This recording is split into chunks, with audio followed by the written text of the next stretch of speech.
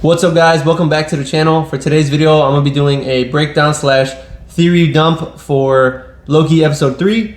I didn't put out a video for Loki episode 2, obviously. I just felt like there was a lot of questions that I had for the episode that were very basic and it wasn't a lot of content and I wanted to try something different. So for today's video, instead of doing my traditional chronological breakdown of each frame by frame, I'm just going to be doing a theory dump for certain parts of the episode that I feel like are big questions that I have that might have some huge implications moving forward in the season. So with that, let's get right into question number 1. For question number 1, basic question, do the timekeepers actually exist? And if so, are they in the TVA headquarters? We saw Sylvie, she was trying to mind manipulate the TVA agent, and the agent said, go to the golden elevator. This is where you'll find the timekeepers. I don't know, I feel like it's a bunch of baloney. Do they actually exist, or is it just like a legend that is told so that the TVA can actually work as a unison and have like a higher power that they are trying to work for? So let me know guys, do you think we're ever gonna see the timekeepers in person, or is it just a myth? With that, let's move down to number 2. For question number 2, my question is, what is the origin of Lamentis 1? We see Loki and Sylvie, they take the tempad and they end up in Lamentis 1. It's supposed to be the worst apocalypse of all timelines, and I'm just wondering, like, how did this interplanetary collision come about? A little theory that I was working on, I thought it'd be pretty cool to tie it in, would be like maybe when Ego the Living Planet exploded, it took off the balance of the rotation of the planets, causing that planet to crash into Lamentis, the moon. Or similarly, let's say Thanos, when Thanos pulled the moon off and he completely destroyed it to throw it on Titan, that also disrupted the balance of the planetary circulation, I guess we can call it. And we all know, like, if something's out of balance, you know, then it takes the whole scale off. So I just thought that was pretty cool. I don't think they're going to be telling us the legitimate backstory of how Lamentis got to the point where it is, but I thought that'd be pretty cool if they were able to tie it in with past MCU project. So with that, let's move down to question number 3. Question number 3 is more so a follow-up to question number 2. Is there a Lamentis 2? Because we referred to this moon slash planet or whatever you want to call it as Lamentis 1. So I want to know if maybe further in the timeline, like let's say that year was 2077, let's say in 2090 or year 3000, they ended up rehabiting the new planet or something. I don't know. I was just wondering if there's multiple planets called Lamentis. Small question. Let's move down to number 4. For question number 4, this revolves around the part on the train scene when Loki and Sylvie are kind of rehashing their backstories and talking about their parents and their life before and all that, and it had me thinking, does Sylvie have a Thor in her life? Is there a Thor version in her backstory, her timeline? It was something I never thought of. I know we saw her as Lady Loki, but I never thought to think the next question, is there a Lady Thor maybe that comes from her lineage or whatever? But that would be pretty cool if they did like a little flashback and you see her with Thor fighting and then something goes awry and then it leads her down the path of this destruction that she's been on for years and years. So with that, let's move down to question number 5. For part number 5, it's more so a reference, not necessarily a question, but I will say I enjoyed the scene in the train when Loki was singing in Asgardian. He was getting a little drunk, enjoying himself, and then he has a drink and he slams on the ground. He says, another. This was a good reference to the first Thor, when Thor doesn't understand the customs of, the United States or whatever. He's at the bar or at the diner.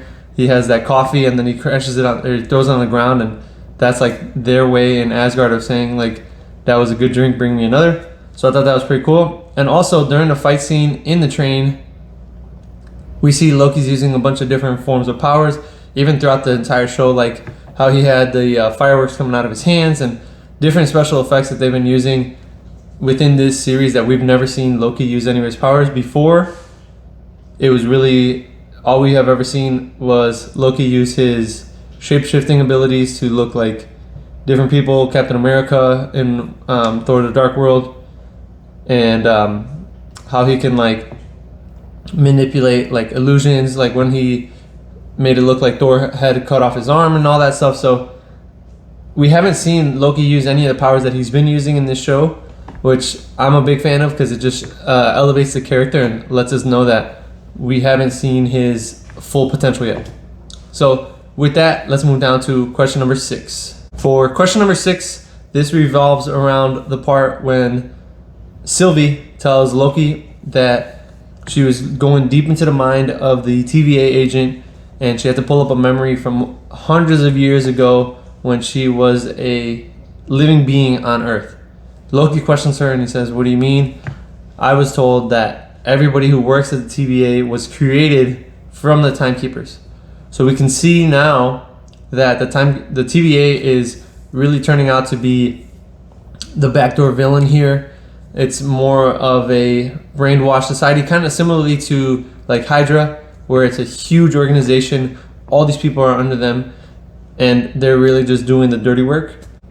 So because of that, a theory that I have going is if Sylvie knows that all of these TVA agents are actually variants from separate timelines or whatever, is she trying to destroy the TVA to so-called rescue them, right? Because it could be the Timekeepers are the ones that are manipulating or doing the enchantment or something to the entire TVA agents that they have no idea that they have a life outside of the TVA.